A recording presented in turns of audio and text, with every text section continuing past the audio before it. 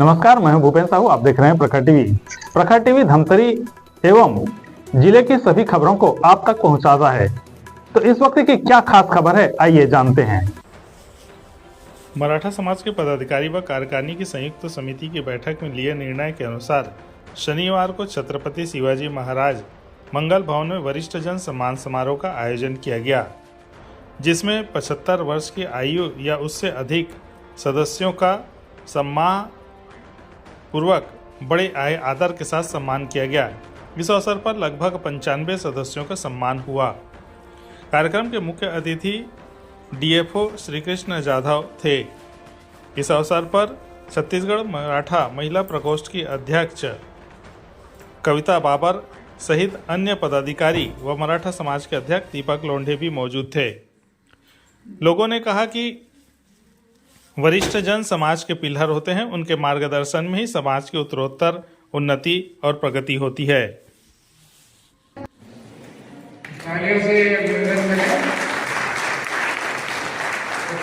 आज के हमारे सम्मान कार्यकर्ता जोड़ी है। दादा इधर देखेंगे।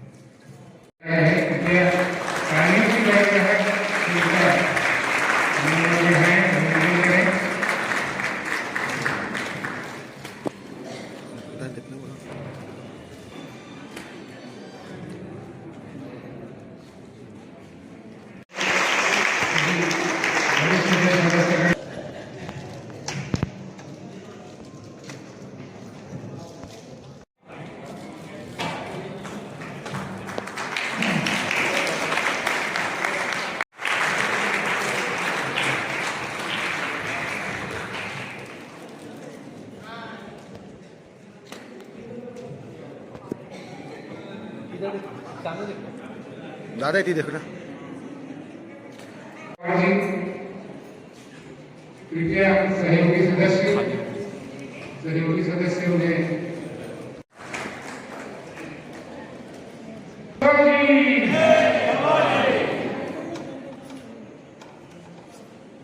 हमारी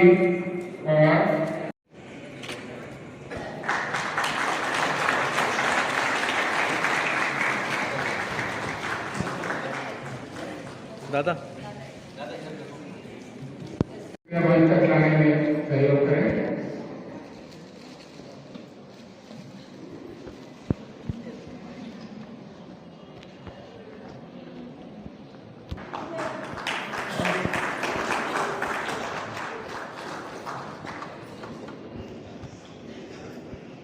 आप हमारे मराठा समाज के अध्यक्ष की माताश्री हैं।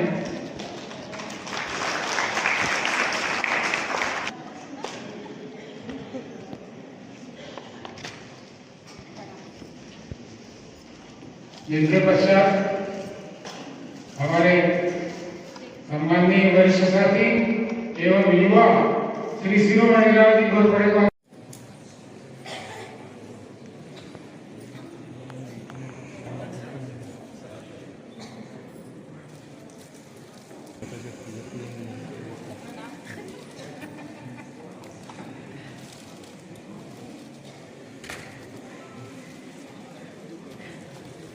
विजय नाम आपके परिजन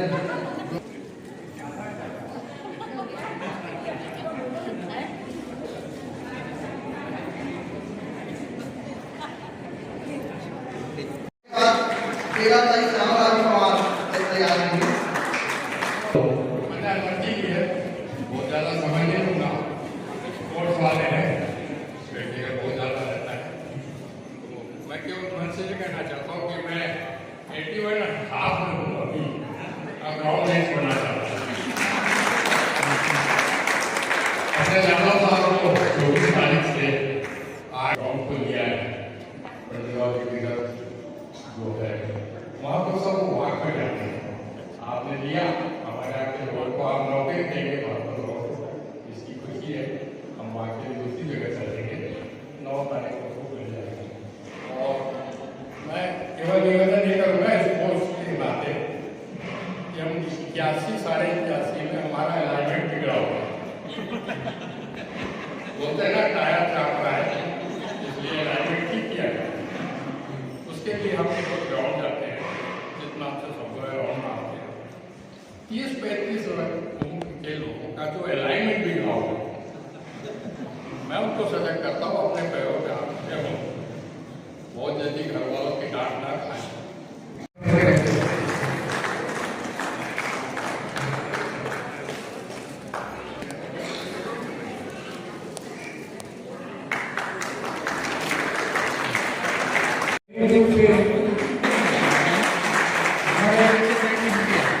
युवा मुख्यमंत्री हैं।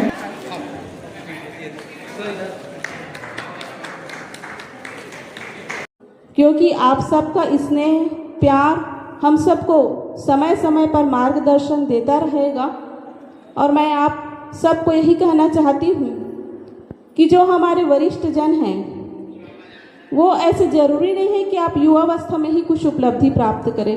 बहुत से ऐसे जन भी हैं जो कि वृद्धावस्था में भी चाहे राजनीतिक हो, चाहे सामाजिक हो, धार्मिक हो या साहित्यिक उपलब्धि उन्होंने प्राप्त की है। विशिष्ट अध्यक्ष महोदय एवं समस्त अतिथिगण तथा आए हुए वरिष्ठ माताओं एवं मेरे साथियों, आज बहुत ही खुशी की बात है कि मराठा समाज मराठा अध्यक्ष की तरफ से वरिष्ठ जनों का सम्मान किया जा रहा है। लेकिन मुझे ऐसा लगता है कि मैं अभी इस योग्य नहीं हूँ कि मेरा वरिष्ठतम का सम्मान हो। मैं चाहता हूँ कि 4-5 साल बाद यदि मौका मिले तो 4-5 साल होना चाहिए। और ज़्यादा कुछ नहीं कहूँगा कि माता पिता का सेवा करने का फल जरूर मिलता है। आज मैं जो कुछ भी हूँ दाई बाबा जी दादाजी के आशीर्वाद के कारण आज मैं स्वस्थ और सुखी हूँ। इसलिए आप सब लोगों से निवेदन है कि आप सब लोग बिना माता पिता आप कितना भी पूजा पाठ करो, कहीं भी जाओ, वैष्णो देवी जाओ, कहीं भी जाओ, कुछ नहीं होने वाला है यदि माता पिता दुखी हैं तो।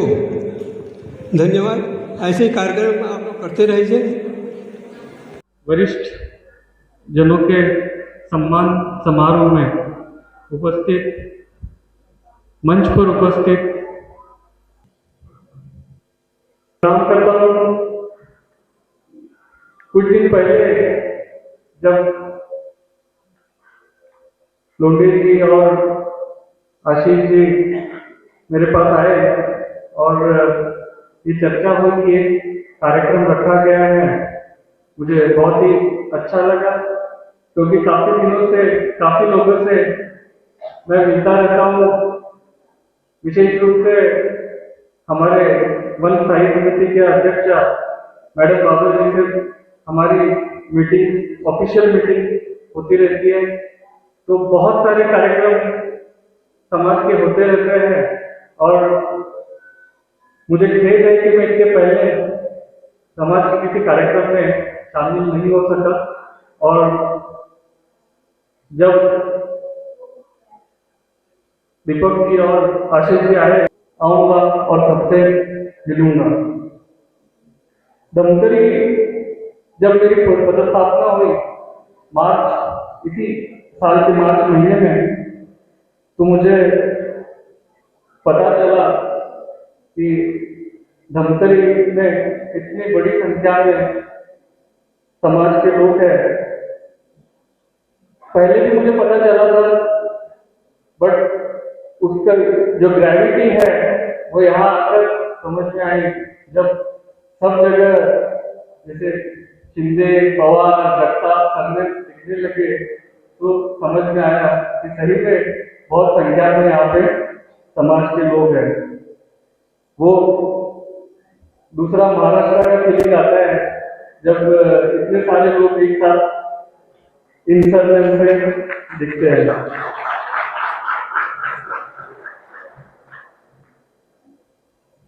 आज इस कार्यक्रम में जितने भी वरिष्ठ जनों का सम्मान हो रहा है, मैं उनकी सेकेंड इनिंग के लिए क्या कहूँगा, मैं ये कहूँगा कि उनके जो भी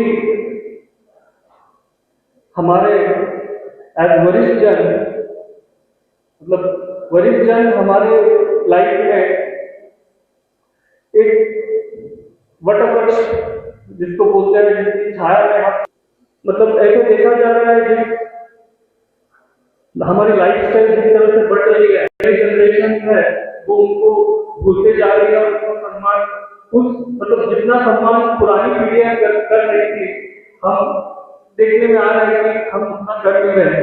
तो ये कार्यक्रम जो है हमारी नई पीढ़ी के लिए एक आइडिया है कि कैसे हम हमारे वरिष्ठ जनों का सम्मान करना चाहिए और कैसे उनको रिस्पेक्ट देना चाहिए। और वो हमारी लाइफ में, मतलब मेरा ये मानना है कि हम जहाँ पे भी खड़े हैं, जैसे किसी भी ऊंचाई में पे खड़े हैं, हमारे वरिष्ठ जन भी उसके पीछे उनका सपोर्ट है, तभी हम उस ऊंचाई पे खड़े रहते हैं, ये भूलना नहीं चाहिए। और इसलिए इस कार्यक्रम का महत्व मुझे बहुत ज्यादा लगता है। मैं सभी वरिष्ठ जनों को पुनः एक बार विनम्र अभिवादन करता हूँ और अंत में एक कि छत्रपति शिवाजी महाराज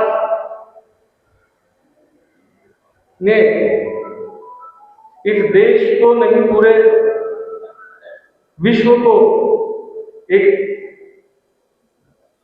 एडमिनिस्ट्रेटर कैसे होना चाहिए, एक राजा कैसे होना चाहिए, एक परिवार का कर्ता पुरुष कैसे होना चाहिए, इसकी हमें जो प्रिंसिपल पे वो चले हैं, वो प्रिंसिपल हमें कभी नहीं भूलना चाहिए। हम हर बार बोलते हैं, हर बार जब शिवाजी जयंती आती है तो उनका नाम का जप करते हैं, बट कहीं ना कहीं मुझे लगता है कि उनके प्रिंसिपल्स को हम भूल रहे हैं, जो हमें हमारी डेली आज भी 400 साल बाद आज भी वो उतने ही महत्वपूर्ण है, उतने ही लागू होते हैं इस समय पे भी, जिन प्रिंसिपल पे वो चले हैं। और मुझे लगता है सिर्फ जय जयकार काफी नहीं है, उन प्रिंसिपल्स को फॉलो करना, उनके दिखाए हुए युवा साथी और हमारे टीम के सलाहकार सदस्य, जितने भी सलाहकार सदस्य हैं, उन सभी का मार्गदर्शन, सहयोग और तत्परता से ही हम ये आयोजन को कर पाए हैं और सलाहकार सदस्यों को भी धन्यवाद ज्ञापित करते हैं। चाहते हो मन की शांति, अपना उत्थान, तो करो अपने बुजुर्गों का सम्मान। बुजुर्गों का सम्मान करके ही एक बेहतर समाज का निर्माण कर सकते हैं। हम सब कुछ बदल सकते हैं, लेकिन पूर्वज नहीं, हम उन्हें छोड़कर अपने इतिहास से कट जाते हैं और इतिहास से कटे समाज जड़ों से टूटे पेड़ जैसे सूख जाते हैं। जिस परिवार में बड़े बुजुर्गों का सम्मान नहीं होता, उस बुद्धि व स्वाभिमान नहीं आ सकता। हमारे बड़े बुजुर्ग हमारा स्वाभिमान है, हमारी धरोहर है। इन बातों को ध्यान में रखकर ही हम एक बेहतर समाज का निर्माण कर सकते हैं। बुजुर्गों के सम्मान में 4 लाइन बोलना चाहता हूँ। पास बैठो तो पता चले, पास बैठो तो पता चले, वो कहानी नहीं अनुभव सुनाते हैं। मेरी नज़रों में तो वही दौलतमंद हैं जिनके घरों में बुजुर्ग मुस्कुराते हैं। जब भी बुलाए दौड़ कर चले जाना। सुना है कभी जड़ों की बात न मानने वाले पेड़ों के पत्ते भी सूख जाते हैं। कामयाबी भी उनकी कदम चूमेगी, कामयाबी भी उनकी कदम चूमेगी जो बुजुर्गों के लाठी बनने से नहीं शर्माते हैं। तो आप हमारी पीढ़ी के हैं या हमारे आने वाली पीढ़ी के, आप सभी से निवेदन है कि हम अपने बुजुर्ग का सम्मान करें, उनको अपने व्यस्तम समय से कम दिन में आधा घंटा उनके साथ गुजारें, उनको उनके अनुभव को साझा करें, उनके साथ उनके बीते हुए दिनों को याद करें उन्हें खुश रखें, क्योंकि बुजुर्ग हमको, हमारे बच्चों को हमारी संस्कृति, हमारे तीज त्यौहार इन सब से अवगत कराते हैं और बीच बीच में सारी अपने अनुभव को हमारे ऊपर उड़ेल देते हैं। तो आप सभी से निवेदन, हमारे वरिष्ठजन, हमारे बुजुर्गों का सम्मान करें। इन्हीं वाणी के साथ, उसके साथ मैं अपनी वाणी को आराम। वरिष्ठजन यहाँ पे उपस्थित हैं, वो कि वरिष्ठ हो के भी, क्योंकि मन से होता है, आपका मन जैसा रहेगा, जैसा जज्बा रहेगा आप में, वैसे ही जीवन जीते हैं हम सब। वृद्धावस्था एक जीवन का बोझ नहीं, ओझ है। जीवन का स्वर्णिम सांझ है, जिसमें जीवन का एक परिपक्व फल है, जो कि हमें बेहतर जीवन जीने की कला सिखाती है। और आप सब वृद्धजन, जो कि अनुभव के ज्ञान के भंडार हैं, ज्ञान की पूर्णता है, अनुभव का मिठास है, और यही हम सबको जीवन जीने की, कैसे जीवन जीना है, ये कला आप सबसे सीखने को मिलती है हमको। हम सब किसी न किसी परिवार में या हम सब के बीच में बहुत सी ऐसी समस्याएं आती हैं, जिन समस्याओं के लिए हम लाखों खर्च कर लेते हैं कि वो समस्या, परंतु मेरा ये मानना है कि जो हमारे बुजुर्ग होते हैं, उन बुजुर्गों के पास यदि हम 10 मिनट भी बैठ जाएं, तो वो जो हमारी समस्या है, वो चुटकी में उस समस्या का निदान कर देते हैं। क्योंकि इनके बाल और चेहरे में जो झुर्रियाँ हैं, वो यूं ही नहीं हैं, अनुभव और ज्ञान का भंडार है। आज हम सब परिवार एकल परिवार होते जा रहे हैं। पहले संयुक्त परिवार था, चाचा चाची, दादा दादी, नाना नानी, जो कि हमको, बच्चों को कहानियाँ सुनाते थे, और उन कहानियों के माध्यम से वो हमको जीवन कैसे जीना है अपने अनुभव से बताते थे, अपने अनुभव से सीखते थे। परंतु आज हमारे बच्चे उनसे दूर होते जा रहे हैं। एक छोटा सा वाक्य बताऊंगी कि एक व्यक्ति जो है, एक इश्तिहार देते हैं कि मुझे अपनी बेटी के लिए लड़का ढूंढना है। वो प्रेस वाले को बुलाते हैं और बोलते हैं कि मुझे ऐसा लड़का चाहिए जो कि घर जमाई बने। तो वो बोलते, ऐसा आप क्यों सोचते हो? तो बोले, नहीं, मेरे को घर जमाई ही चाहिए, और मेरे बेटे के लिए बहू ऐसे चाहिए जो कि उसको घर जमाई रखे, मेरे बेटे को घर जमाई। तो ऐसा आप क्यों सोचते हो? तो उनका कहना था कि आज वृद्धाश्रम की संख्या दिनों दिन बढ़ते जा रही है, क्योंकि कोई भी लड़की अपने माँ बाप की सेवा तो करना चाहती है, परंतु अपने सास ससुर की सेवा करना नहीं चाहती है। तो मैं ये चाहता हूँ कि जब मेरा दामाद घर जमाई बन के आएगा, तो मेरी बेटी जो है खुशी से अपने माँ बाप की सेवा करेगी, वैसे ही जैसे मेरा बेटा घर जमाई बन के जाएगा, तो वहाँ उनकी लड़की अपने माँ बाप की सेवा करेगी। तो इससे ये होगा कि हम वृद्धजनों का मान सम्मान बना रहेगा, और कहीं भी हमें उपेक्षित नहीं होना पड़ेगा, और वृद्धाश्रम की ज़रूरत ही नहीं पड़ेगी। तो ये आज हमारे ही समाज में नहीं, सभी जगह ये सब देखने को मिलता है। परंतु आप जैसे बुजुर्ग और वरिष्ठजन जब हैं, तो मुझे नहीं लगता है कि हमारे समाज में इसकी ज़रूरत पड़ेगी, क्योंकि आप सबका स्नेह, प्यार हम सबको समय समय पर मार्गदर्शन देता रहेगा।